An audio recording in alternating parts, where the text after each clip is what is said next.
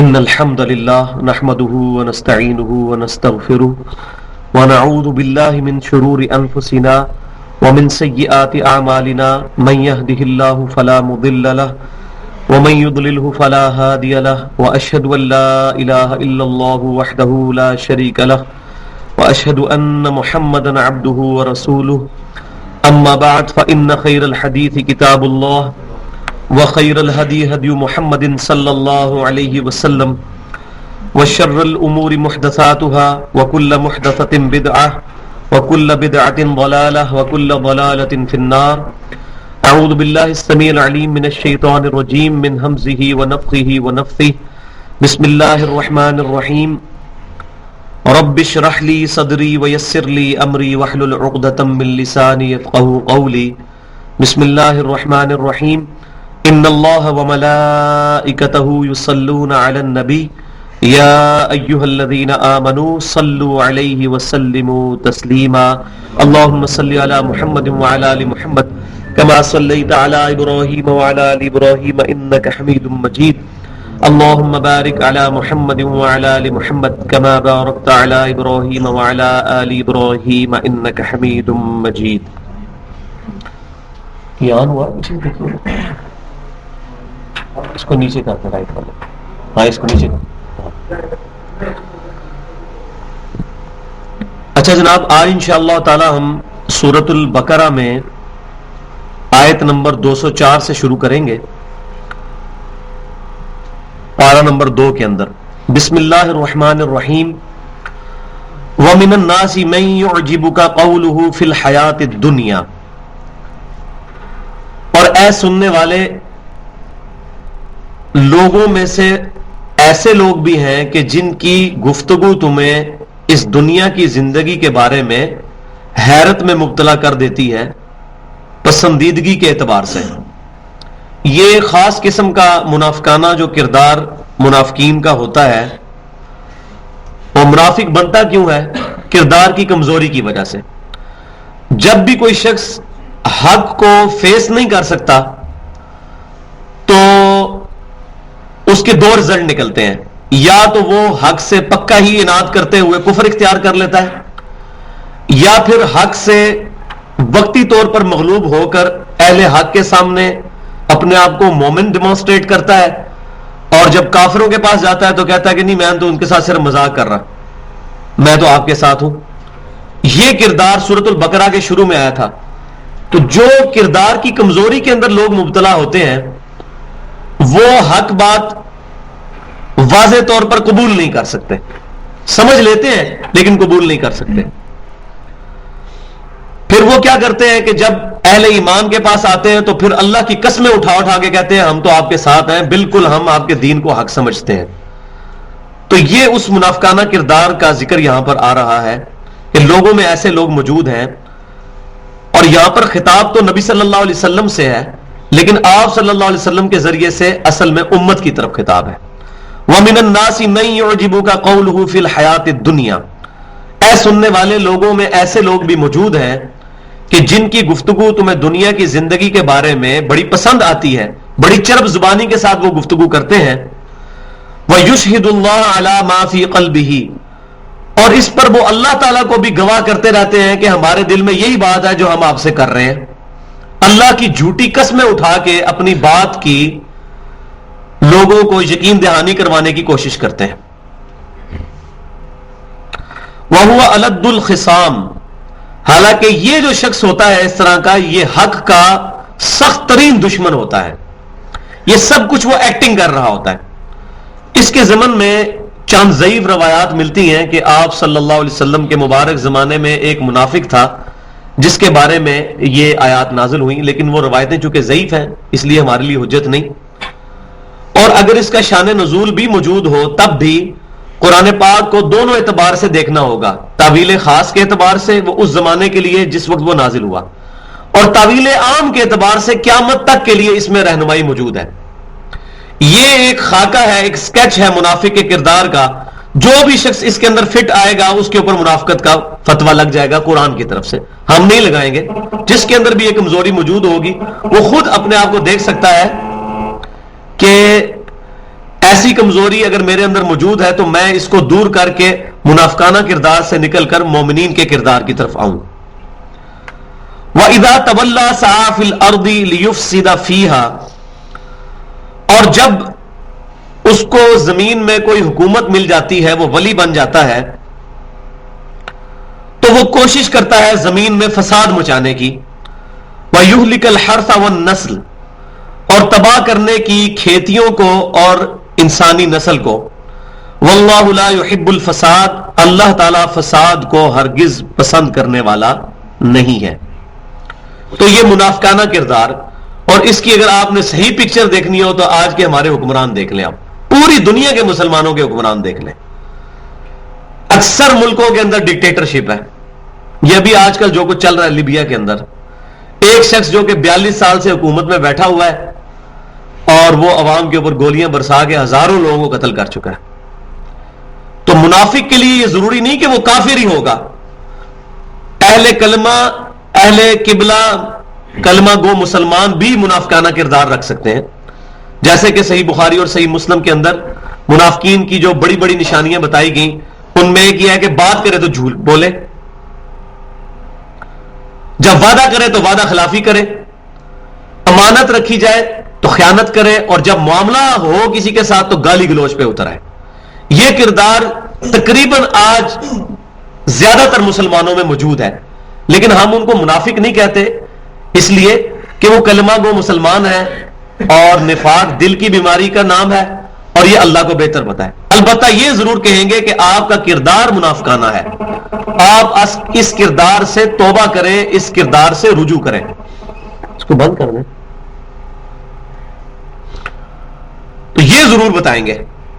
تو قرآن پاک میں مومنین کی نشانیاں، منافقین کی نشانیاں ہمیں بتائی گئیں تاکہ ہم ان چیزوں کو سمجھ کر منافقانہ کردار سے بچ سکیں اور مومنانہ کردار کو اڈاپٹ کر سکیں. اب وہ اس حد تک غرور والا شخص ہوتا ہے، منافقانہ کردار والا. ایک تو اس کی نشانی بتائی گئی کہ وہ جھوٹی قسمیں کھاتا ہے، دوسرا زمین میں فساد برپا کرنے کی اور کھیتوں کو تباہ کرنے کی اور نسل انسانی کو ختم کرنے کی کوشش کرتا ہے.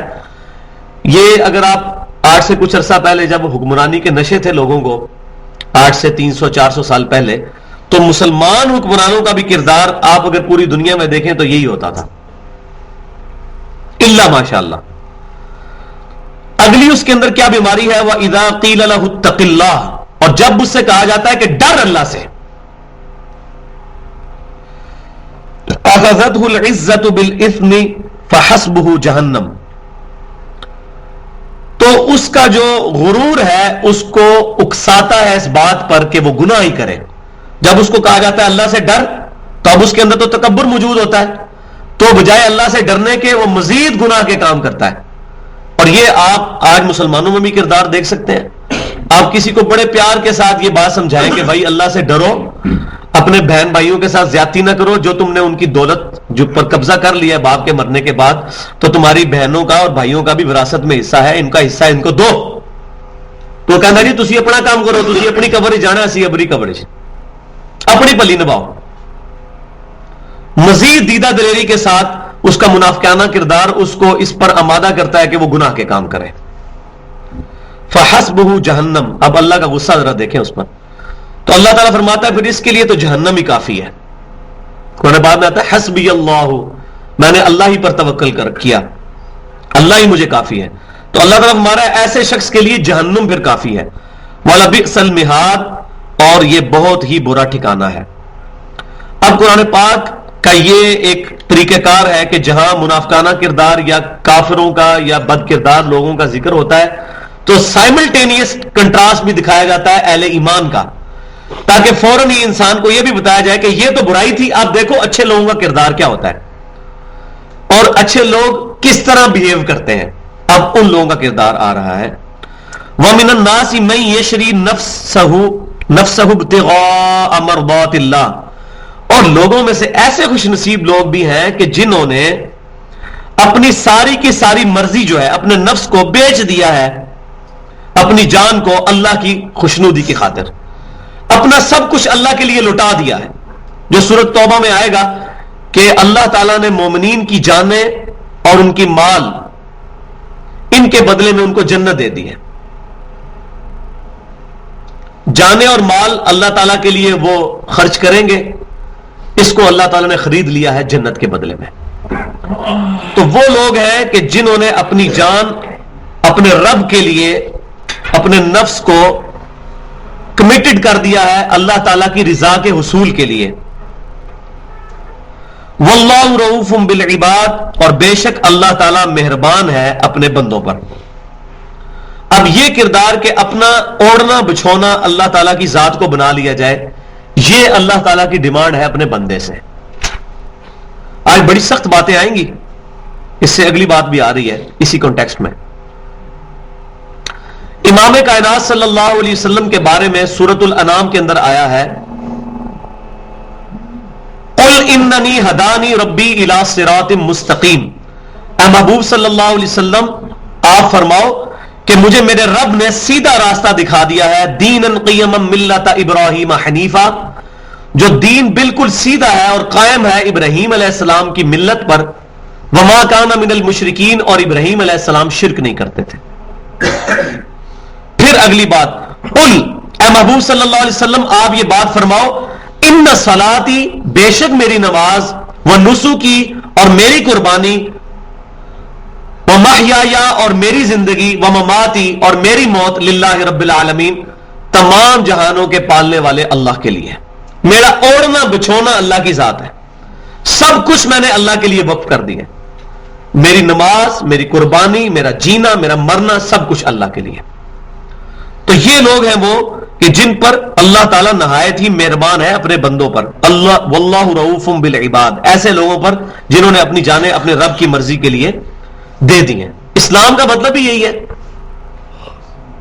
تو سبمٹ یور ول، اپنی رضا کسی کے حوالے کرنا. کس کے حوالے؟ اللہ کے. مسلم وہ ہوتا ہے جو اپنی رضا اپنے رب کے حوالے کر دیتا ہے، سر تسلیم خم کر دیتا ہے. یا ایھا الذین آمنوا ادخلوا فی السلم کافہ، اے ایمان والو اسلام میں داخل ہو جاؤ پورے کے پورے. آدھے تیتر آدھے بٹیر نہ بنو، پورے کے پورے اسلام میں داخل ہو جاؤ. یہ نہیں ہے کہ نماز پڑھنے کے لیے آؤ تو مومن اور باہر نکل کے سودی کاروبار کرو، حرام خوریاں کرو، دودھ میں پانی ملاؤ، اپنے رشتہ داروں کا حق جو ہے وہ غصب کرو، اپنی اولاد کے ساتھ برا سلوک کرو، یا اپنے ماں باپ کے ساتھ ان کی نافرمانی کرو، بدتمیزی کرو. پورے کے پورے اسلام میں داخل.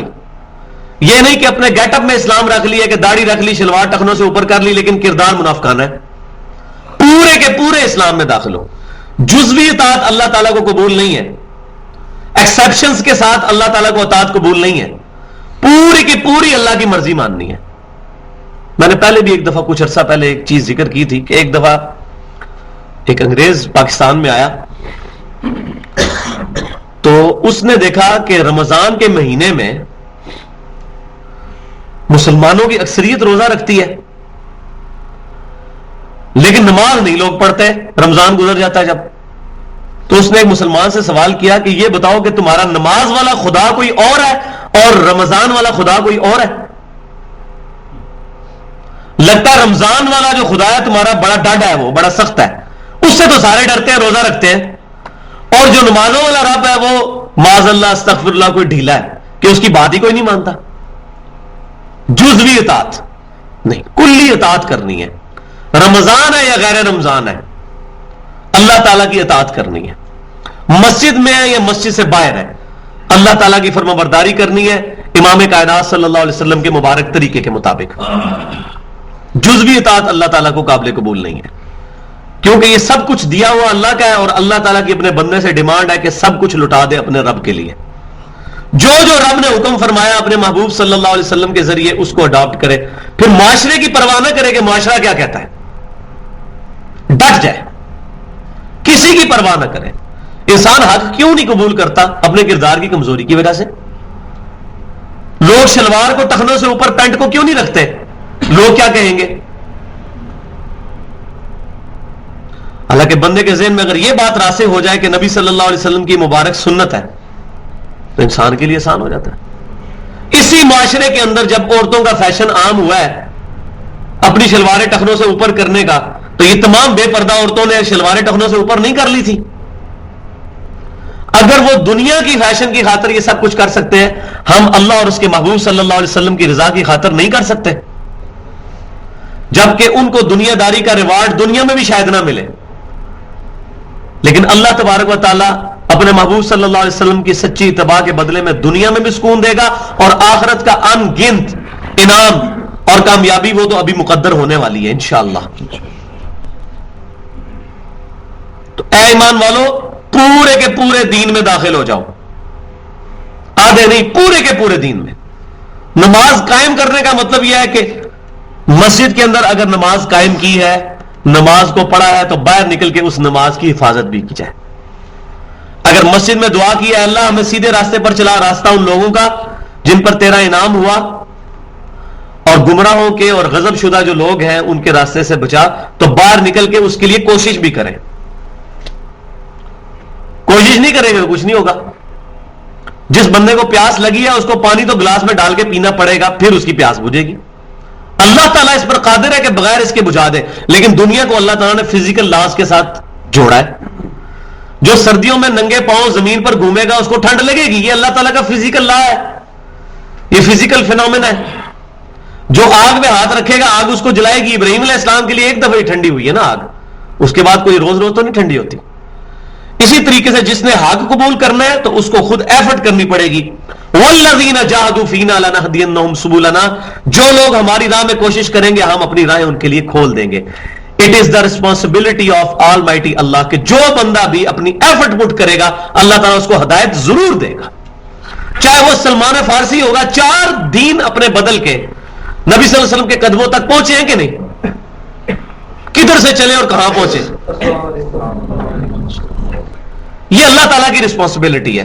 جو اللہ تعالیٰ کے لیے ایفرٹ پٹ کرے گا اللہ تعالیٰ اس کو انعام دے گا، لیکن کک ہم نے مارنی ہے۔ موٹر سائیکل کا سارا کنٹرول ایکسیلیٹر کے ہاتھ میں بعد میں آتا ہے، پہلے کک مارنی پڑتی ہے اس کو سٹارٹ کرنے کے لیے۔ اللہ تعالیٰ اپنی مخلوق سے ہی چاہتا ہے کہ پہلے وہ میری طرف قدم بڑھائے، پھر میں اس کے لیے راستے کھولوں گا، کیونکہ ایمان سب سے ایلیٹ چیز ہے، اس کائنات میں سب سے قیمتی چیز ہے۔ یہ کوئی ریڈیو پہ بکنے والی چیز نہیں ہے، یہ ایفرٹ کرنے والے کو ملے گی، چاہے وہ ایک موچی ہے، ایفرٹ کرے گا اس کو مل جائے گی۔ اور کوئی دنیا کا سب سے بڑا انٹلیکچوئل ہے، کوئی ڈاکٹر انجینئر ہے، اگر وہ ایفرٹ نہیں کرے گا اس کو ہدایت نہیں ملے گی۔ دنیا کے اندر وہ پی ایچ ڈی ہوگا لیکن اللہ کی معرفت میں زیرو ہوگا۔ ایفرٹ کرے گا تو پھر میں، کیونکہ اس کائنات کی سب سے بڑی حقیقت اللہ کی ذات ہے، اس تک پہنچنے کے لیے ایفرٹ کریں گے تب وہ ملے گی، ایسے نہیں۔ لہذا یہ جو ہم لوگوں کو وہم ہو گیا، اکثر لوگ کہہ رہے ہوتے ہیں اللہ کا شکر ہے ہم مسلمانوں کے گھر پیدا ہوئے، کافروں کے گھر پیدا ہوئے۔ او بھائی میرے مسلمانوں کے گھر پیدا ہو کے ہم نے کیا ایڈوانٹیج لے لیا ہے؟ قرآن تو پوری زندگی ہم سے پڑھا نہیں گیا، ہمیں پتہ ہی نہیں، ہمارے عقیدے بھی مسلمانوں والے ہیں کہ نہیں کہ خالی مہر لگی ہوئی ہے۔ اور بھائیوں قادیانی بھی تو اپنے آپ کو مسلمان ہی سمجھ رہے ہیں، وہ بھی کہتے ہوں گے شکر ہے اللہ کا کہ ہم مسلمانوں کے گھر پیدا ہوئے ہیں۔ قادیانیوں کو تو ہم غلط سمجھتے ہیں نا، وہ تو اپنے آپ مسلمان سمجھتے ہیں۔ ہمیں کیسے پتا ہو سکتا ہے ہم بھی کسی معاملے میں غلط ہوں؟ ہم نے خود قرآن پڑھ کے، سنت کی سٹڈی کر کے، حدیث کی کتابیں پڑھ کے دیکھا، پھر مثالیں دیتے ہیں۔ کل بھی رات کو میں ایک جگہ ایڈریس کر رہا تھا، مثالیں دیتے ہیں جی دیکھو جی ڈاکٹر کے پاس جانا پڑتا ہے دوائی لینے کے لیے، اس طریقے سے عالم بننا ضروری ہے، عالم کے بغیر کوئی مسئلہ نہیں بتا سکتا۔ پھر عالم بھی اپنے فرقے کا بتائیں گے، بریلوی کہے گا کہ عالم ہے ہی صرف بریلوی، باقی سارے فارغ ہیں۔ دیوبندی کہے گا صرف دیوبندی، باقی سارے فارغ۔ اہل حدیث کہے گا باقی سارے فارغ، ہماری عالم عالم ہے۔ پھر جھگڑا شروع ہو جائے گا۔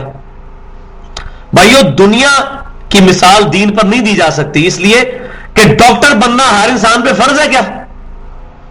نہیں۔ علم دین حاصل کرنا ہر انسان پر فرض ہے کہ نہیں؟ مسلمان ہو یا غیر مسلم، اس کو حاصل کرنا ضروری ہے۔ افحسبتم انما خلقناکم عبثا وانکم الینا لا ترجعون، کیا تم نے یہ سمجھ لیا کہ ہم نے تمہیں فضول پیدا کر دیا اور تمہیں مر کے ہمارے پاس نہیں آنا؟ یہ تو تمام انسانوں سے خطاب ہو رہا ہے، ہر انسان نے کامیابی حاصل کرنی ہے، یہ ہدی للناس ہے قرآن۔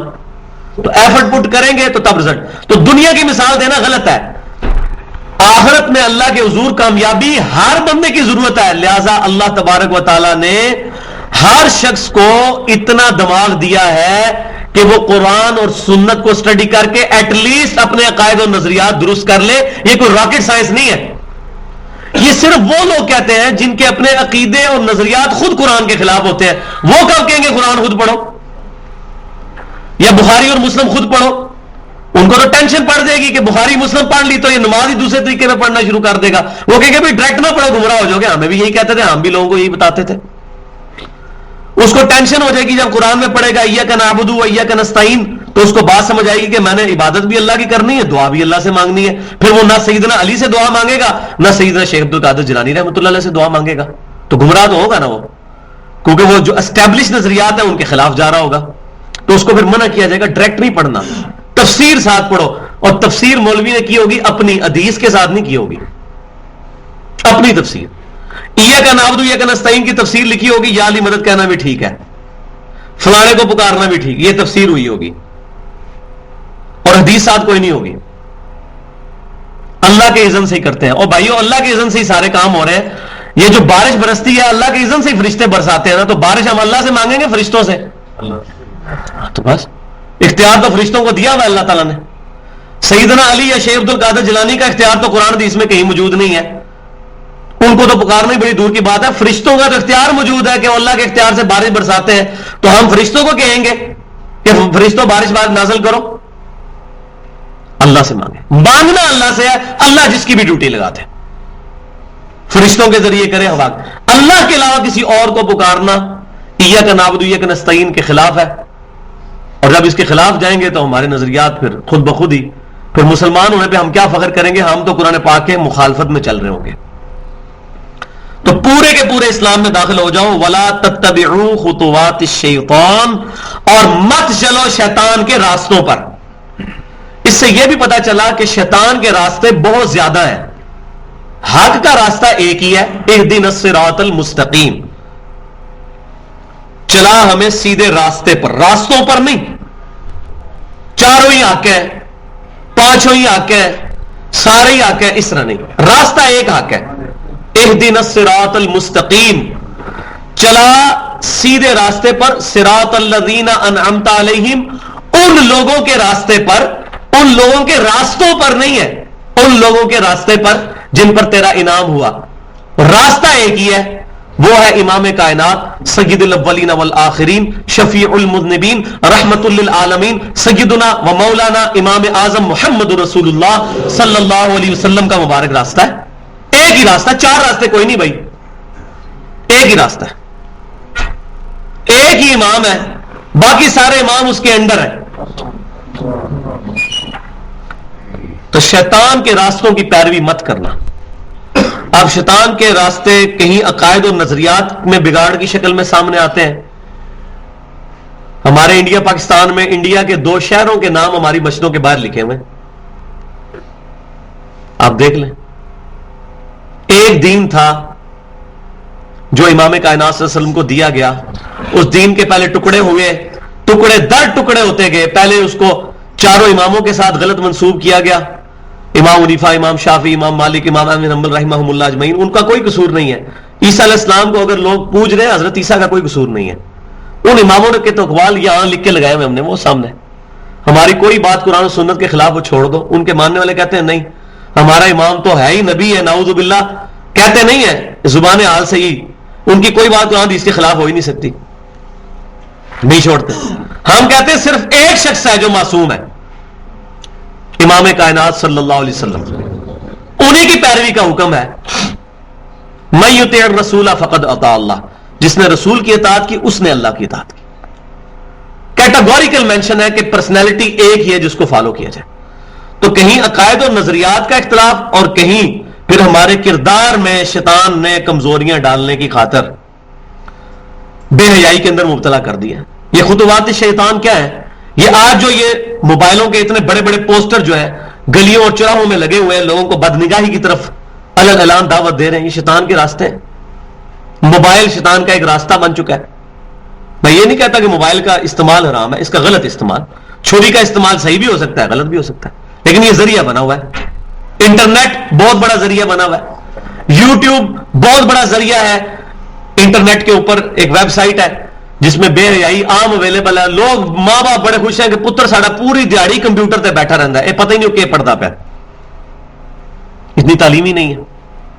تو یہ شیطان نے اتنے راستے، وَلَا تَتَّبِعُوا خُطُوَاتِ الشَّيْطَانِ، اور مت پیروی کرو شیطان کے راستوں کی، إِنَّهُ لَكُمْ عَدُوٌّ مُبِينٌ، بے شک وہ تمہارا کھلا دشمن ہے، کوئی ڈکی چھپی بات ہی نہیں ہے، کھلا دشمن ہے۔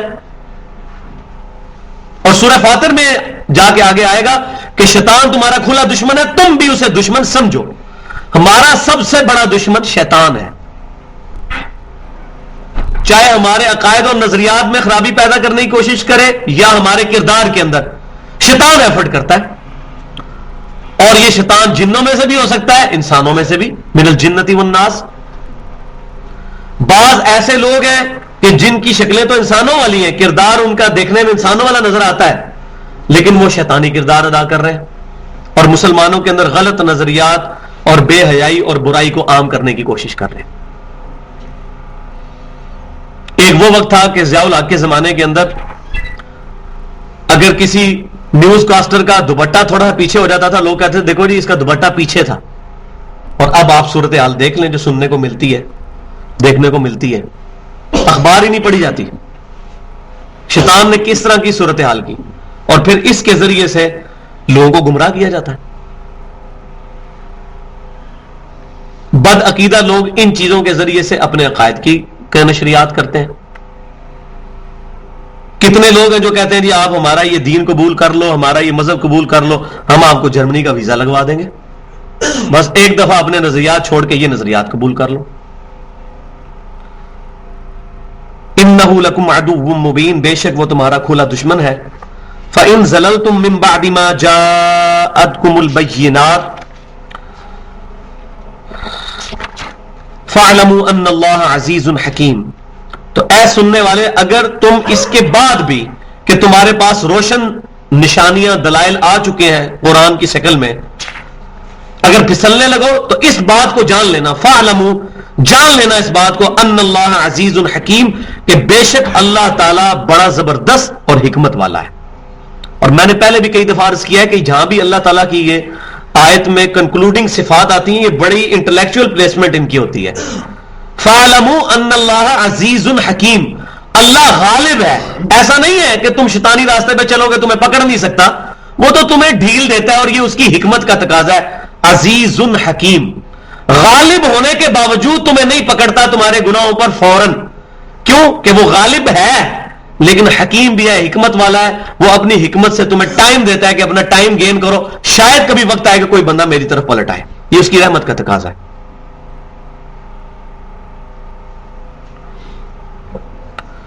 اب اللہ تبارک و تعالیٰ فرماتا ہے مزید اصلاح کے انداز میں، هل ينظرون الا ان ياتيهم الله في ظلل من الغمام، کیا یہ لوگ اس بات کا انتظار کر رہے ہیں کہ اللہ تبارک و تعالی بادلوں میں سے آ جائے ان کے پاس، والملائکۃ، اور فرشتے بھی، وقضی الامر، اور ان کے درمیان فیصلہ کر دیا جائے، اور یہ ہونا ہے قیامت والے دن، وجاء ربک والملک صفا صفا، اللہ تعالیٰ اور فرشتے کتار در کتار، اور اللہ تبارک و تعالیٰ اپنی شان کے لائق اس دنیا پر نزول فرمائے گا، جیسا کہ بخاری اور مسلم کی حدیث ہے کہ اللہ تعالیٰ تہائی رات گزرنے کے بعد اپنے عرش سے آسمان دنیا پر نزول فرماتا ہے اپنی شان کے لائق، اس کی کوئی مثال نہیں بیان کی جا سکتی۔ قیامت میں اللہ تبارک و تعالیٰ اپنے فرشتوں کے ساتھ اس دنیا پر نزول فرمائے گا، وَجَاءَ رَبُّكَ وَالْمَلَكُ صَفًّا صَفًّا، تو اللہ تعالیٰ فرما رہا ہے کیا یہ اس وقت کا انتظار کر رہے ہیں؟ یہ بہت بڑی بیماری ہے کہ انسان وقت گین کرنے کی کوشش کرتا ہے، خیر ہے بس میری بچیوں کے ہاتھ پیلے ہو جائیں ایک دفعہ میں مسجد میں ہی بیٹھا رہوں گا،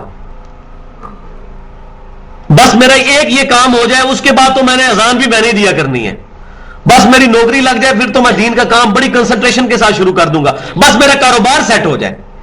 تو اللہ تعالیٰ فرما رہا ہے اب یہ انتظار میں ہے، یہ کرتے کرتے قیامت ہی قائم ہو جانی ہے۔ ایک تو قیامت وہ ہے جو بڑی قیامت ہے، اور ایک جو صحیح مسلم کے اندر حدیث موجود ہے کہ جو شخص مر گیا اس کی قیامت قائم ہو گئی، کیونکہ قبر تو آخرت کی سٹیجز میں سے پہلی سٹیج ہے، اس کی قیامت تو شروع ہوگی، جو مرتا جا رہا ہے اس کی قیامت اسی وقت شروع ہوتی جا رہی ہے، تو ایک بڑی قیامت آنی ہے، تو کیا اس کا انتظار کر رہے ہو؟ کیوں اپنے آپ کو جو ہے وہ غفلت میں ڈال کر اپنا نقصان کر رہے ہو آخرت کا. وَقُضِيَ الْأَمْرُ اور ان کا فیصلہ ہی کر دیا جائے. وَإِلَى اللَّهِ تُرْجَعُ الْأُمُورُ اور اللہ ہی کی طرف لوٹایا جانا ہے تمام معاملات کا. ہر چیز بالآخر اللہ کی طرف لوٹ جائے گی. ہمارے اعمال نامے بھی اللہ تعالیٰ کی بارگاہ میں پیش ہوتے ہیں اور ہم نے بھی مر کے اللہ کے پاس جانا ہے. اِنَّا لِلَّهِ وَإِنَّا إِلَيْهِ راجعون. بے شک ہم اللہ ہی کے لیے ہیں اور ہم نے لوٹ کر اللہ ہی کی طرف جانا ہے. دنیا کے اندر بھی ہوتا ہے 3 گھنٹے کا ٹائم دیا جاتا ہے نا پیپر کے اندر, اور جیسے ہی 3 گھنٹے پورے ہوتے ہیں فوراً ممتحن ایگزامینر کہتا ہے اسٹاپ رائٹنگ, 1 سیکنڈ بھی نہیں اب ملے گا. بالکل اسی طرح جب کسی کی موت کا وقت آ گیا اب اس کو 1 سیکنڈ بھی نہیں دیا جائے گا کہ وہ سبحان اللہ ہی کہہ لے, 1 دفعہ درود شریف ہی پڑھ لیں, نہیں, اسٹاپ رائٹنگ. اور اب یہ بھی پتا نہیں ہے کہ موت آنی کس وقت ہے, انپریڈکٹیبل ہے. یا تو اس کا کوئی ٹائم فریم ہو تو انسان کوئی پلان کر لے اپنے آپ کو, نہیں, کوئی پتہ نہیں کس وقت آ جائے. اسی لیے اللہ تبارک و تعالیٰ نے قرآن پاک میں اس چیز کو مینشن کیا, یا ایھا الذین آمنوا اتقوا اللہ حق تقاتہ, اے ایمان والو اللہ تعالیٰ کا تقوی اختیار کرو, اللہ تعالیٰ سے ڈرو جیسا کہ ڈرنے کا حق ہے. ولا تموتن الا وانتم مسلمون, اور دیکھنا تمہیں موت اس حال میں نہ آئے, موت نہ آئے مگر اسی حال میں کہ تم اللہ کے فرما بردار ہو. اب کس کو پتا ہے موت کس وقت آنی ہے؟ اس کا کیا مطلب ہوا؟ ہر وقت ہی اللہ کی فرما برداری میں رہو, کوئی پتہ نہیں کس وقت موت آ جائے. ہو سکتا ہے کہ تم ہیڈ فون پہ ہائیس کے اندر بیٹھ کے موبائل پہ گانے سن رہے ہو, یہ کتنی بڑی بیماری ہے. مجھے تو بڑی تکلیف اٹھانی پڑتی ہے کہ میں حیران ہوتا ہوں کہ یہ 5 منٹ کا سفر نہیں ہوتا, 10 منٹ کا سفر نہیں ہوتا, 1 گھنٹے کا سفر نہیں ہوتا, موبائلوں کے ساتھ بھی جو ہے وہ ہیڈ فون اٹیچ کر کے تو راستے میں بھی گانے سن رہے ہوتے ہیں. اللہ ماشاء اللہ کوئی قرآن کی تلاوت سن رہا ہو یا کوئی شرک سے پاک نات سن رہا ہو, اللہ ماشاء اللہ کوئی. اور خدا نہ خواستہ اسی وقت موت آ گئی. کتنے لوگ ہیں جو اچانک موت آ جاتی ہے, ایئر کریش میں اچانک موت نہیں آتی ہے. پچھلے دنوں جو ایئر بلو کا طیارہ جا کے لگا تھا ان کو پتا تھا ہمارے ساتھ یہ ہونے والا ہے. ہمارے یہاں بھائی ایک درس میں آتے ہیں, ان کا بالکل بیسٹ فرینڈ ہے, وہ رات کو دونوں انٹرویو کے لیے وہاں کراچی گئے ہوئے تھے. ان کی فلائٹ وہ PIA کی تھی, اس کی ایئر بلو کی تھی. رات کو کٹھے سوئے ہیں, صبح وہ اس کی فلائٹ کسی کام کی وجہ سے لیٹ ہو گئی, وہ نہیں جا سکا, اگلے دن کی اس نے کرا لی, اور اس کا دوست جو ہے ایئر بلو میں آیا تو اب دیکھ لیں لاش بھی نہیں ملی. تو پتہ ہی نہیں کیا ہونے والا ہے. اس کا مطلب یہ ہے کہ انسان کو ہر وقت تیار رہنا چاہیے. سب سے پہلے اپنا ٹائم ریلیز کر کے اپنے عقائد اور نظریات درست کریں, سنت کے مطابق اعمال کو سیکھیں, مولویوں کی کتابوں سے نہیں, اللہ اور اس کے محبوب صلی اللہ علیہ وسلم کی کتابوں سے, قرآن سے اور صحیح حدیث سے. خود دیکھیں. سل بنی اسرائیل کم آتیناہم من آیت بینہ, آپ ذرا پوچھیں ان لوگوں سے جو بنی اسرائیل ہیں کہ ہم نے ان کو کتنی روشن دلائل دیے تھے. اب یہ اس کانٹیکسٹ میں بات ہو رہی ہے کہ وہ پروفٹ صلی اللہ علیہ وسلم سے ڈیمانڈ کرتے تھے فزیکل معجزہ. یہ پورا مضمون آئے گا سورۃ الانعام میں جا کر. وہ یہ کہتے تھے کہ آپ خود بتاتے ہو عیسیٰ علیہ السلام مردوں کو زندہ کرتے تھے, ہمیں مردہ زندہ کر کے بتاؤ. سورہ بنی اسرائیل میں اینڈ پہ جا کے وہ سارے 8-9 موڈ سے جو ڈیمانڈ کرتے تھے نبی صلی اللہ علیہ وسلم سے کہ آپ یہ کر کے دکھائیں, آپ کا کوئی باغ ہو, آپ یہ آسمان پہ چڑھ کے بتائیں, اور چڑھنے کو بھی نہیں مانیں گے, ہمارے سامنے کتاب لے کے اتریں تب ہم آپ کو اللہ کا رسول مانیں گے. اللہ تعالیٰ نے فرمایا کہ ان تمام چیزوں کے جواب میں کہ کوئی معجزہ نہیں دکھایا جائے گا, معجزہ یہی قرآن ہے. تو اللہ تعالیٰ فرماتا ہے کیوں معجزہ کیوں نہیں دکھایا جائے گا؟ وہ بھی مضمون آگے چل کے بنی اسرائیل میں آئے گا کہ اگر معجزہ دکھا دیا جائے ایز پر ڈیمانڈ پھر مہلت ختم ہو جاتی ہے. جب صالح علیہ السلام کی قوم کو ان کی ڈیمانڈ کے مطابق اونٹنی کا معجزہ دیا گیا, انہوں نے کہا تھا کہ ایک حاملہ اونٹنی جو ہے وہ پہاڑ میں سے نکلے زندہ, پہاڑ اونٹنی کو جنے تو ہم آپ پر ایمان لے آئیں گے. جب وہ اونٹنی آئی تو وہ ایمان نہیں لے کے آئے, اللہ تعالیٰ نے اونٹنی کی کوچے کاٹنے کے بدلے ان کو ہلاک کیا. تو جب منہ مانگی ڈیمانڈ مانگی جائے اللہ تعالیٰ سے اور وہ معجزہ پورا ہو جائے اور پھر وہ ایمان نہ لے کر آئے تو اللہ تعالیٰ پھر ایسی قوم کو ہلاک کر دیتا ہے. لہذا نبی صلی اللہ علیہ وسلم کی امت پر شفقت کرتے ہوئے ان کو وہ فزیکل معجزات نہیں دکھائے گئے جو کافر ڈیمانڈ کر رہے تھے, کیونکہ ورنہ ان کی مہلت ختم ہو جانی تھی. تو اللہ تعالیٰ ہمارا اگر معجزے ہی دیکھنے تو بنی اسرائیل کو دیکھو کتنے روشن معجزے دیے گئے تھے, انہوں نے کون سی باتیں مان لی تھی؟ روشن معجزے آنے کے بعد بھی انہوں نے اپنے انبیاء کرام کو قتل کیا تھا. نعوذ باللہ. ومن يبدل نعمت اللہ من بعد ما جاءته فإن اللہ شدید العقاب. تو جو کوئی بھی قوم بدل ڈالتی ہے اللہ تعالیٰ کی نعمت کو کہ بعد اس کے کہ ان کے پاس آ جائے، تو بے شک اللہ تبارک و تعالیٰ شدید عذاب دینے والا ہے ایسے لوگوں کو۔ نعمت ان کے پاس کیا آئی؟ معجزات کی شکل میں آئی۔ کتنے بڑے بڑے معجزات دیکھے انہوں نے۔ موسیٰ علیہ السلام نے جب لاٹھی جو مار کر سمندر کو پھاڑا اللہ تعالیٰ کے اذن سے، اور وہاں سے پوری بنی اسرائیل کی 6 لاکھ کی نفری گزری ہے، 12 قبائل تھے 50-50 ہزار کی بیچز کے اندر، اور وہاں جا کر جب موسیٰ علیہ السلام کوہ طور پر گئے ہیں تو پیچھے سے انہوں نے بچڑے کو خدا بنا لیا۔ 70,000 کے قریب لوگ مرتد ہو گئے، اتنا بڑا معجزہ دیکھ کر بھی پھر بچڑے کو خدا بنا لیا، معاذ اللہ۔ زُيِّنَ لِلَّذِينَ كَفَرُوا الْحَيَاةُ الدُّنْيَا، اب یہ ایک اور بہت امپورٹنٹ ٹاپک آ رہا ہے۔ آراستہ کر دیا گیا ہے کافروں کے لیے دنیا کی زندگی کو۔ وَيَسْخَرُونَ مِنَ الَّذِينَ آمَنُوا، اور یہ مذاق اڑاتے ہیں ایمان والوں کا۔ یہ کردار اس وقت بھی تھا، آج بھی ہے۔ آج بھی کہا جاتا ہے یہ فنڈامنٹلسٹ ہیں، یہ فنیٹکس ہیں۔ دیکھو اس زمانے کے اندر بھی انہوں نے پگڑی پہنی ہوئی ہے، انہوں نے داڑھی رکھی ہوئی ہے، شلوار ٹخنوں سے اوپر کی ہے، کیسے فنیٹکس ہیں؟ یہ تو 1400 سال پرانا دین ہے۔ ان کے لیے دنیا کی زندگی آراستہ ہے، وہ دنیا میں آگے سے آگے بڑھنے کی کوشش کرتے ہیں، اور نہ صرف دنیا میں آگے بڑھتے ہیں بلکہ اہل ایمان کا مذاق اڑاتے ہیں، نالے چور نالے چتر، جس کو ہم اپنی مدر ٹنگ میں کہتے ہیں۔ ایک تو اللہ کے نافرمان ہے، اور دوسرا جو فرمان برداری کرنے والے ہیں ان کا مذاق اڑاتے ہیں۔ والذین اتقوا فوقهم یوم القیامہ، حالانکہ قیامت والے دن یہ پرہیزگار لوگ ان کے اوپر ہوں گے، اور وہ 30ویں پارے میں جا کے بات آئے گی۔ پھر مومنین جو ہیں وہ جنت میں اپنے تکیوں پہ ٹیک لگائے ہوئے کافروں کا مذاق اڑائیں گے، جس طرح وہ دنیا میں اڑایا کرتے تھے۔ پاگل ہو گئے، جوانی میں ہی روگ لگا لیا، ابھی تو اتنی عمر پڑی ہوئی ہے، ابھی تو شادی بھی نہیں ہوئی، داڑھی کیوں رکھ لی ہے؟ کافروں کی کیا مثال دیں، ہمیں تو مسلمان ہی نہیں جینے دیتے۔ جوانی میں روگ لگا لیا اپنے آپ کو، ہر ٹائم تسبیح پکڑی ہوئی ہے ہاتھ میں، اذان ہوتی ہے تو مسجد میں چلے جاتے ہو، ٹھنڈ ہے سردیوں میں کار بھی پڑھ لے گا، کار بھی نماز پڑھنی چاہیے، حالانکہ وہ نفلی نماز ہے، فرض نماز کا حکم نہیں۔ تو اللہ تعالیٰ فرماتا ہے قیامت والے دن والذین اتقوا، جنہوں نے تقوی اختیار کیا ہوگا، فوقہم، وہ فوقیت رکھیں گے یوم القیامہ، قیامت والے دن ان کے اوپر۔ واللہ یرزق من یشاء بغیر حساب، اور اللہ تبارک و تعالیٰ جس کو چاہتا ہے بے حساب روزی دیتا ہے۔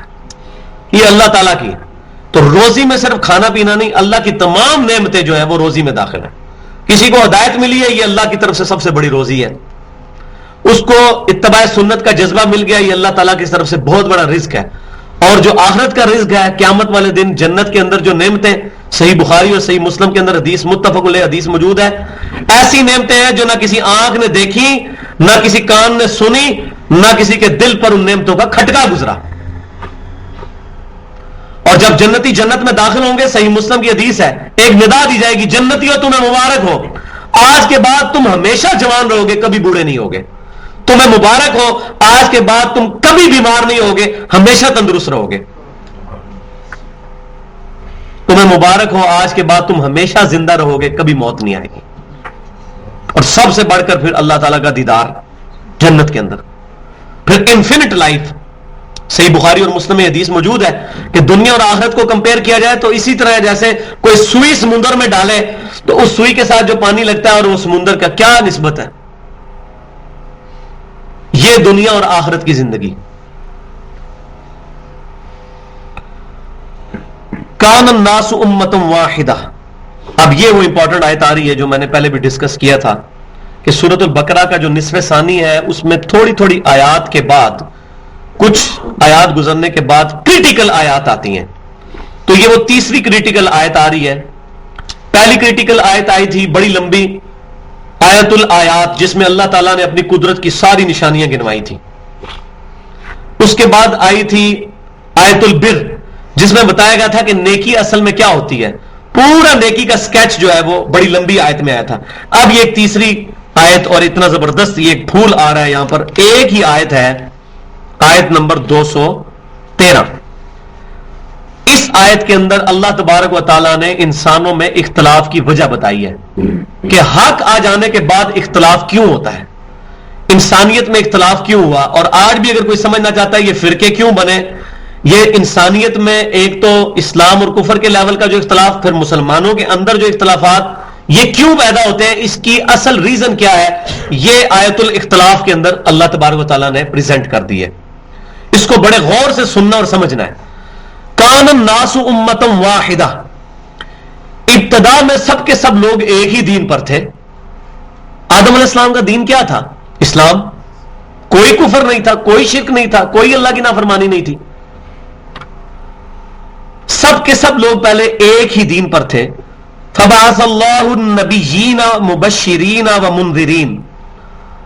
اور پھر جیسے اختلاف پیدا ہونا شروع ہوا تو اللہ تبارک و تعالیٰ نے اختلاف کو ختم کرنے کے لیے رسولوں کا سلسلہ شروع کیا، جو لوگوں کو خوشخبریاں دیتے جنت اور آخرت کی، اور ڈراتے تھے دوزخ کے عذاب سے.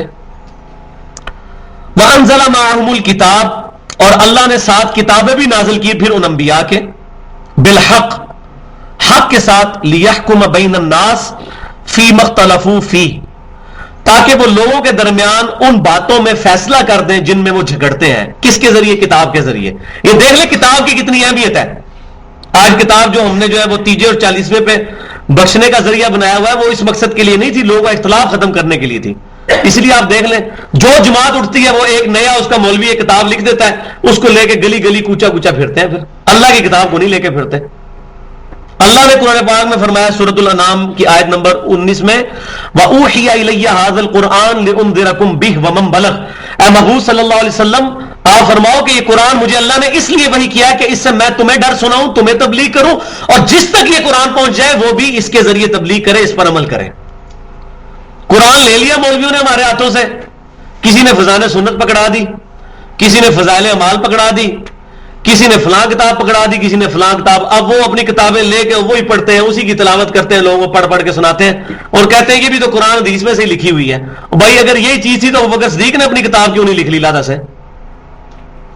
ان کو بھی چاہیے تھا کتاب لکھ دیتے، فضائل صدیق لکھ دیتے نا. ان کو پتا ہے قرآن ہمارے لیے کافی ہے. کیوں؟ کہ نبی صلی اللہ علیہ وسلم نے قرآن کے ذریعے تبلیغ کی. یتلو علیہم آیاتہ ویزکیہم ویعلمہم الکتاب والحکمہ. نبی صلی اللہ علیہ وسلم قرآن کی آیات کو تلاوت کرتے ہیں، ان کا تزکیہ کرتے ہیں، ان کو کتاب و حکمت کی تعلیم دیتے ہیں. وَإِن كَانُوا مِن قَبْلُ لَفِي ضَلَالٍ مُبِينٍ. اس سے پہلے یہ لوگ کھلی گمراہی میں تھے. تو نبی صلی اللہ علیہ وسلم نے بنیاد کتاب پر رکھی. پہلے بھی جتنے انبیاء ہیں انہوں نے کتابوں کے ذریعے سب کچھ کیا. یہ اب دیکھ لیں، خالی نبی نہیں ہے. وَأَنزَلَ مَعَهُمُ الْكِتَابَ، ہم نے ساتھ ان کو کتابیں بھی دی، سلیبس دیا، ٹیکسٹ بک دی، تاکہ جب انبیاء دنیا سے چلے جائیں تو ان کے فالوورز میں اختلاف ہو تو کتاب کی طرف رجوع کریں. بالحق لیحکم بین الناس، تاکہ لوگوں کے درمیان فیصلہ کر دے حق کے ساتھ، فی مختلفو فی، ان باتوں میں جن میں وہ جھگڑتے تھے. لیکن پھر وہی بات، 2 نمبر لوگ تو ہر جگہ موجود ہیں. وَمَخْتَلَفَ فِيهِ إِلَّا الَّذِينَ أُوتُوهُ مِن بَعْدِ مَا جَاءَتْهُمُ الْبَيِّنَاتُ بَغْيًا بَيْنَهُمْ. اور ان کتابوں کے اور انبیاء کے آ جانے کے بعد لوگوں نے آپس میں اپنے معاملات کے اندر اختلاف کیا ان روشن دلائل کے آ جانے کے باوجود. کیوں کیا؟ بغیم بینہم، یہ ہے وہ بیماری ہے، بغیم بینہم، آپس کی ضد کی وجہ سے، جس کو میں پہلے بھی کئی دفعہ بتا چکا ہوں کہ ایڈلر کی سائیکالوجی میں اس کو کہتے ہیں ارج ٹو ڈومینیٹ، کہ ہر شخص کی یہ خواہش ہوتی ہے کہ لوگ میرے پیچھے چلیں، میں کیوں کسی کی بات مانوں. یہ چیز انسان کو پھر حق بات قبول نہیں کرنے دیتی. آپ بڑے سے بڑے عالم کو، بڑے سے بڑے بزرگ کو اس کی غلطی دکھائیں، اگر وہ واقعی اللہ کا ولی ہے اپنی غلطی مانے گا، اور اگر خالی لوگوں کی نظر میں ولی ہے اور اندر سے وہ شیطان ہے تو کہے گا جناب کہ میں پاگل ہوں، تیری داڑھی ہلے کالی ہے، میری داڑھی چٹی ہے، میں تیرے زیادہ پڑھے ہویا. یہی چیز کر. عیسیٰ علیہ السلام کی عمر کیا تھی؟ 20-25 سال تھی جب آپ نے دعوت کا کام شروع کیا، اور وہاں یہود کے علماء 70-80 سال کے بابے بیٹھے تھے، وہ کہتے تھے یہ منڈا گنڈا میں کیا دعوت دے گا. صرف 12 بندے آپ کی زندگی میں آپ کی دعوت کو آپ قبول کیا. یہی حال ہوا نبی صلی اللہ علیہ وسلم کے ساتھ بھی. جب آپ مدینہ شریف میں گئے وہاں علماء یہود بیٹھے ہوئے تھے جن کی اکثریت نے اسلام نہیں قبول کیا. وہ کہتے تھے یہ ہمیں کیا بتائے گا آگے، 70,000 نبی ہمارے اندر آئے، ہم اتنی بڑی بڑی مسندوں پہ اپنے بیٹھے ہوئے، ہم اس کی بات کیسے مانیں جس کی تو داڑھی بھی کالی ہے، اور ادھر 80 سال کے بزرگ بیٹھے ہوئے ہیں. یہ سارے بزرگ پاگل ہیں. سیم وہی بیماری آج بھی موجود ہے. تو اللہ تعالیٰ فرماتا ہے انہوں نے اختلاف کیا بغیم بینہم، ارج ٹو ڈومینیٹ، کہ میں کیوں کسی کی بات مانوں، لوگ میرے پیچھے چلیں. اس کی وجہ سے کوئی بات قبول ہی نہیں کرتا. اسی لیے کوئی بھی کسی فرقے کا کوئی مولوی کو بزرگ ہوگا وہ کبھی بھی نہیں قبول کرے گا دوسرے کی بات کو. یہاں بیٹھ کے کہیں گے ایران میں سارے گمراہ بیٹھے ہوئے ہیں، حالانکہ یہ لوگ سارے ایران میں پیدا ہوتے ہیں تو سارے کے سارے وہی ہوتے ہیں، کیونکہ ادھر اس لیے بریلوی دیوبندی اہل حدیث ہے کہ ان کے گھروں میں پیدا ہوئے ہیں. قادیانی صرف اس لیے قادیانیوں کے گھر پیدا ہوا ہے. ادھر اس لیے حنفی ہے کہ ادھر پیدا ہوئے ہیں. اگر یہ ایران میں ہوتے ہیں اور ہم ان کو جا کے قرآن سمجھاتے ہیں، وہ کہتے ہیں تم کیا باتیں کر رہے ہو، یہ تو کہیں ہم نے سنی ہی نہیں ہے، ہم تو بچپن سے سیدنا ابوبکر سیدنا عمر کو گالیاں دیتے آ رہے ہیں، تم ان کے فضائل بیان کر رہے ہو. استغفر اللہ. اتنے بڑے بڑے بزرگ پاگل ہیں. ادھر بھی ہزار سال پرانے مزار بنے ہوئے ہیں. جو ایران کے اندر جو شیعت اور رافضیت کا دین آیا وہ بھی پوری ہسٹری رکھتا ہے. ان کو یہاں سارے بریلوی بھی کہتے ہیں کافر، دیوبندی بھی کہتے ہیں کافر، الحدیث بھی کہتے ہیں کافر. تو انہی سے پوچھو اگر تم وہاں ہوتے تو کیا ہوتے؟ تو ان کو کافر کہہ رہے ہوتے اپنے ہی لوگوں کو اگر وہاں ہوتے. اس کا مطلب ہے تم نے اپنی چوائس سے دین کو ایکسپٹ نہیں کیا. بل وجدنا آباؤنا، تم نے اپنے آباء و اجداد کو جہاں پایا تھا وہاں. تو بھائیو صرف قادیانی ہمارے نزدیک صرف اس لیے کافر ہوتے ہیں کہ ہم خود قادیانی نہیں ہیں، ورنہ ہمیں غیر احمدی کافر نظر آ رہے ہوتے. استغفر اللہ. ہم نے اپنے علم سے کوئی چیز نہیں حاصل کی ہے، ہمیں خود نہیں پتا ختم نبوت کا مطلب کیا، خود کلیئر نہیں ہے. اور بھائیو ختم نبوت خالی یہ نہیں ہے کہ نبی صلی اللہ علیہ وسلم کے بعد کوئی نبوت کا دعویٰ نہیں کر سکتا. آپ صلی اللہ علیہ وسلم کی وفات کے بعد کسی شخص کے بارے میں یہ عقیدہ رکھنا کہ اس کو الہام ہو جاتا ہے، اس کو کشف ہو جاتا ہے، اس کو غیب کی خبر پتہ چل جاتی ہے، وہ لوگوں کے دل کا حال جان لیتا ہے، یہ سب کی سب چیزیں ختم نبوت کے خلاف ہیں. یہ سب جھوٹ ہے، یہ نہیں ہو سکتا. کیوں کہ اب یہ سلسلہ ختم ہو چکا ہے، اب وہی نہیں آئے گی. صحیح بخاری کتاب الشہادات چیپٹر میں حدیث موجود ہے سیدنا عمر کے بارے میں. اللہ کا شکر ہے بخاری میں سیدنا عمر کے بارے میں یہ بات موجود ہے تاکہ وہ حضرت عمر کے بارے میں جو ایک واقعہ یا ساریت الجبل کہ انہوں نے 600 میل ایک پہاڑ کے دور کی طرف دیکھ کے تو وہ اشارہ کیا تھا، یہ تمام محدثین کے نزدیک ضعیف روایت ہے. اور سب سے بڑی بات یہ ہے کہ یہ سنن بہیقی کی روایت بخاری سے بھی ٹکراتی ہے. صحیح بخاری میں کتاب الشہادات میں حدیث موجود ہے. سیدنا عمر کہتے ہیں جب تک نبی صلی اللہ علیہ وسلم ہم میں موجود تھے، ہم سے کوئی شخص غلط بیانی کرتا تھا، اللہ تعالیٰ وحی کے ذریعے نبی صلی اللہ علیہ وسلم کو بتاتا، وہ ہمیں بتا دیتے تھے. جب سے آپ صلی اللہ علیہ وسلم دنیا سے تشریف لے گئے، ہمیں نہیں پتا لوگوں کے دلوں کے اندر کیا ہے، ہم ان کی شکلوں میں فیصلہ کرتے ہیں. اور بھائی صحابہ کو اگر ایک دوسرے کے دل کا حال پتا ہوتا تو سیدنا علی اور عائشہ کی جنگ ہوتی ہے آپس میں. سیدنا امیر معاویہ اور سیدنا علی آپس میں جنگ کرتے اگر ان کو یہ پتا چل جاتا کہ ہمیں منافقین لڑا رہے ہیں، اگر لوگوں کے دلوں کے حال جان لیتے. ان کو تو کوئی علم غیب نہیں تھا. اب 14ویں صدی کے ملے دعویٰ کر رہے ہیں. تو ان کو میں بڑا انٹلیکچوئل اور منطقی علم الکلام سے جواب دیتا ہوں. تم کہتے ہو بزرگ دل کا حال جانتے ہیں، میں اپنی انجینئرنگ کا فارمولہ ایک کاغذ پہ لکھتا ہوں جس میں 3 جو فیکٹرز ہوں گے وہ لاطینی زبان کے ہوں گے، 2 فرینچ کے ہوں گے، 5 جو ہے وہ کسی اور زبان کے ہوں گے. وہ کاغذ پہ لکھا ہوا مجھے کوئی بزرگ پڑھ کے بتا دے. دل کا حال تو چھوڑ دو، کاغذ پہ لکھا ہوا. دل کا حال کوئی جان سکتا ہے کیسے؟ او بھائیو یہ صرف ان کا ایکسپیرینس ہوتا ہے. آپ بھی جب پبلک چیزوں میں انوالو ہوں گے، جیسے ٹیچرز ہوتے ہیں، ٹیچرز کا بڑی آبزرویشن ہوتی ہے اسٹوڈنٹس کے اوپر. وہ دیکھ کے بتاتا ہے کہ یہ ٹاپ کرے گا، یہ فیل ہو جائے گا، اس کا یہ مضمون کمزور ہے. تو علم غیب سے نہیں، وہ اپنا ایکسپرٹ اوپینین دے رہا ہوتا ہے. یہ کوئی بھی دے سکتا ہے. صحابہ کرام کو کچھ نہیں تھا ہوتا، اب ان کو کشف. اور یہ بھی چیز ختم نبوت کے خلاف ہے. اب خود دیکھیں قادیانیوں کے بارے میں ہم کیا فتویٰ لگا رہے ہیں اور اپنے ہمارے عقیدے کیا ہیں. اور یہ سیم باتیں غلام احمد قادیانی دجال نے اپنی کتاب میں لکھی ہیں. اس نے تمام پرانے صوفیاء کے حوالے دے کے کہا کہ اگر میں کافر ہوں تو یہ سارے دعوے وہ بھی کرتے ہیں، ان پہ بھی فتویٰ لگاؤ. ادھر ہمارے منہ بند ہو جاتے ہیں. میرے تو نہیں ہوگا منہ بند، نہ ہمارے منج کے لوگوں کا ہوگا، یہ ان کا بند ہوگا جو اپنے بزرگوں کو بچائیں گے. ہم تو کہیں گے کہ جو مرضی یہ بات کرے گا. تذکرۃ الاولیاء اٹھا کے دیکھیں آپ، اس میں بایزید بستامی کے اوپر پورا چیپٹر ہے، بایزید بستامی کی معراج. اور لکھا ہوا ہے کہ نبیوں میں رسول اللہ کو معراج ہوئی اور بزرگوں میں بایزید بستامی کو معراج ہوئی ہے.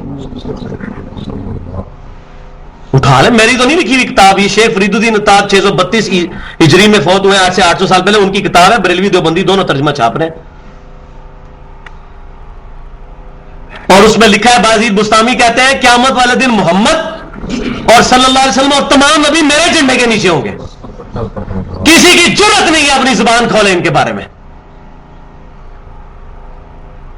میں ان سے صرف یہ پوچھتا ہوں غلام احمد قادیانی کیوں کافر اور تمہارے بزرگ کیوں مسلمان؟ اتنی جرات اس نے بھی نہیں کی تھی، اس کا نام ہی غلام احمد تھا، لیکن کسی کی ضرورت نہیں ہے کہ بات کرے. اتنی دین کی دھجیاں بکھیری گئیں. ہم لوگ خود بیان کرتے تھے، پڑھتے تھے، بڑا جھومتے تھے اس وقت، کیونکہ اس کا قرآن حدیث تو پڑھا کوئی نہیں تھا. اب پتا چلا کہ اصل مسئلہ کیا تھا. میں نہیں کہتا کہ یہ ان بزرگوں نے ہی لکھی ہوگی، واللہ عالم، وہ مر چکے، دنیا سے جا چکے.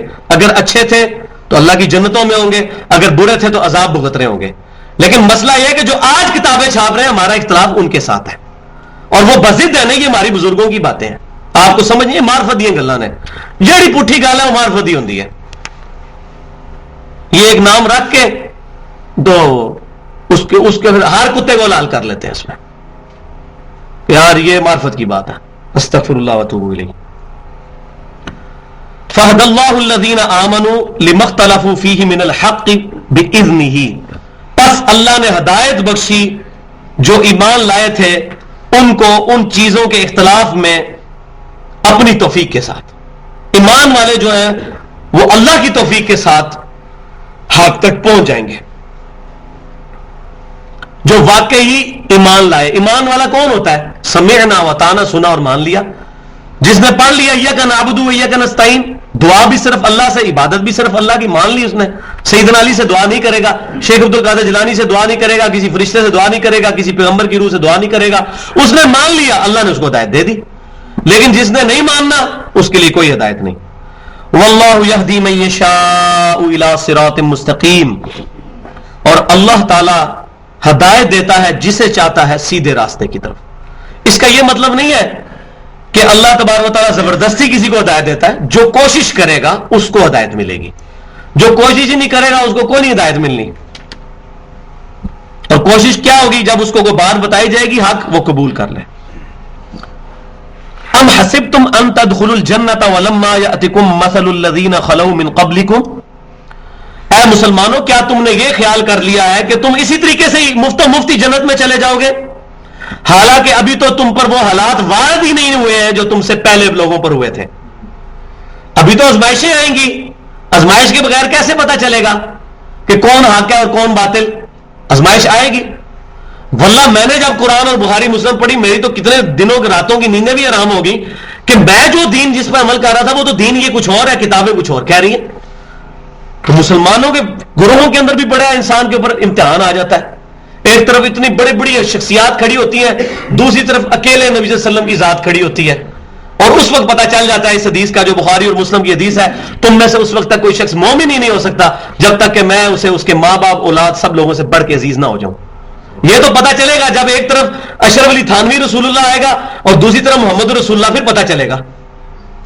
یا حزب عید کی عبارت آئے گی چشتی رسول اللہ اور دوسری طرف آئے گا محمد رسول اللہ، پھر پتہ چلے گا کہ کون رسول اللہ کے ساتھ ہے اور کون ان کے ساتھ ہے. پتہ تو تب چلے گا، امتحان آئے گا تو پتہ چلے گا. تو یہ تو مسلمانوں کے اپنے اندر امتحان اختلاف کی وجہ سے جو کافروں کے ساتھ، یہ صحابہ کرام کو بالخصوص میں نے بتایا غزوہ بدر کی تیاری تھی. سورۃ البقرہ ابھی تک کوئی جنگ نہیں ہوئی تھی، ابھی تک تو صرف دعوت و تبلیغ کا کام جاری تھا. تو یہ اس کی تمہید بنائی جا رہی ہے. تم کیا سمجھو کہ ابھی مفت و مفت جنت میں چلے جاؤ گے؟ ابھی تو تمہیں آزمایا نہیں گیا جیسے پہلے لوگوں کو آزمایا گیا تھا. کیسے آزمایا گیا؟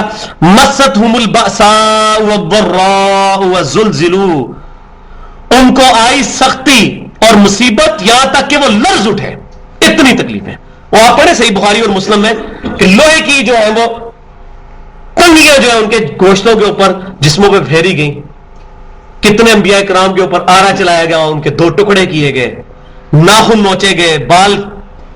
اور یہ جو اصحاب الاخدود کا واقعہ آتا ہے، کتنے لوگوں کو جو ہے وہ زندہ آگ کے اندر جلایا گیا. حتی یقول الرسول والذین آمنوا معه متی نصر اللہ، وہ اتنی تکلیف میں آزمائے گئے یہاں تک کہ زمانے کا رسول بھی اور ان کے ساتھ سارے ایمان والے پکار اٹھے کہ اللہ کی مدد آخر کب آئے گی. جب اس سٹیج پہ بندہ پہنچ جائے نا کہ تکلیف اس حد تک ہو جائے کہ یا اللہ بس اب میری بس ہوگی، الا ان نصر اللہ قریب، آگاہ ہو جاؤ اب اللہ کی مدد آ گئی قریب. اور یہ سیم آیت نبی صلی اللہ علیہ وسلم کو بھی غزوہ خندق کے بعد، جب سارے غزوات کے بعد غزوہ خندق کے بعد پھر مسلمانوں کا جو گراف ہے اوپر جانا شروع ہو گیا.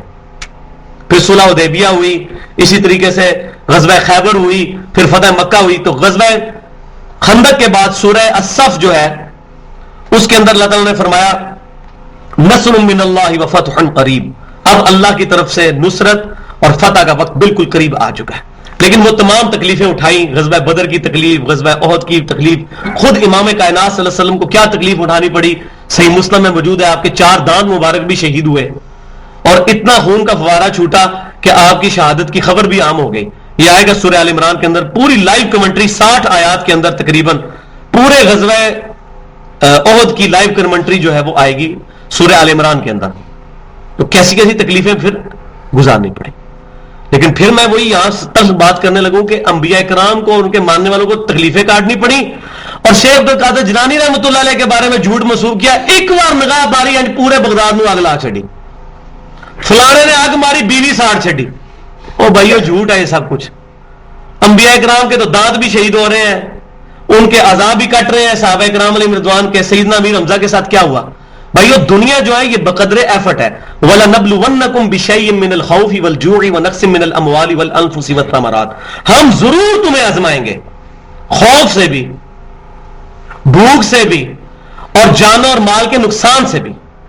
اس کے بعد دیکھیں گے کون ہے صبر کرنے والا. الا ان نصر اللہ قریب، آگاہ ہو جاؤ کہ اللہ کی مدد بالکل قریب ہے. انشاءاللہ تعالی باقی اگلی دفعہ کریں گے. تو یہ آیات دیکھیں، ہم الحمدللہ چیزیں پڑھتے ہیں، ایک ایک آیت کے اندر اتنا اتنا سمندر چھپا ہوا ہے کہ میری ہر دفعہ نیت ہوتی ہے کہ میں آج ایک رکوع کور کرواؤں گا، لیکن دیکھیں آج بھی کتنی 10 آیات بڑی مشکل سے ہوئی ہیں، کیونکہ ان کا تقاضا یہ ہے کہ ہم یہ ساری گفتگو کریں. اگر تو ہم نے اس کو طوطے کی طرح پڑھتے جانا پھر تو فائدہ کوئی نہیں ہے، اور اگر اس کو سمجھیں گے، ہر چیز کو اپنے اوپر اپلائی کریں گے، ہم کوئی چیز لے کے اٹھیں گے تبھی ہمیں فائدہ ہوگا. محفل کے اینڈ کی دعا ہے، پڑھ لیجئے سبحانک اللہم و بحمدک اشہد ان لا الہ الا انت استغفرک و اتوب الیک وما علینا الا البلاغ المبین.